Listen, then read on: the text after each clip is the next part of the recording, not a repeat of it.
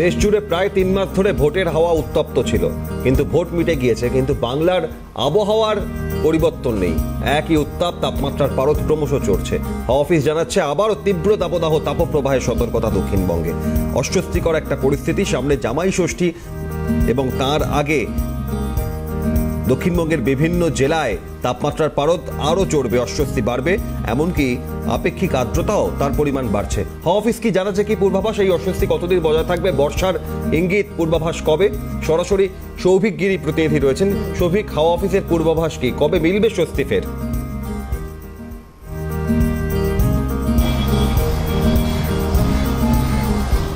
তুমি যেমনটা জানালে যে ভোট প্রবাহের মধ্যে কিন্তু তাপপ্রবাহের যে পারদ সেটি কিন্তু ঊর্ধ্বমুখী হতেই গিয়েছে। মাঝে কিছুদিন বৃষ্টি দেখা গিয়েছিল, তবে সেই বৃষ্টি কিন্তু ক্ষণিক সময়ের জন্য। ফের দক্ষিণবঙ্গে কিন্তু তাপপ্রবাহের পূর্বাভাস দেওয়া হয়েছে আলিপুর আবহাওয়া দপ্তরের পক্ষ থেকে।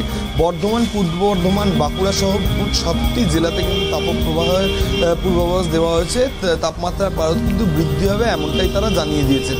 তার পাশাপাশি উত্তরবঙ্গের 5টি জেলাতে প্রবল পরিমাণে বৃষ্টি হবে, ভারী থেকে অতি ভারী বৃষ্টিপাতের সম্ভাবনা দেওয়া হয়েছে আলিপুর আবহাওয়া দপ্তরের পক্ষ থেকে।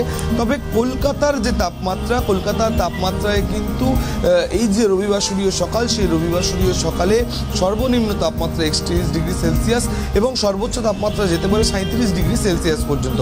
তবে চলতি সপ্তাহে বৃষ্টির কোনো পূর্বাভাস দেওয়া হয়নি আলিপুর আবহাওয়া দপ্তরের পক্ষ থেকে।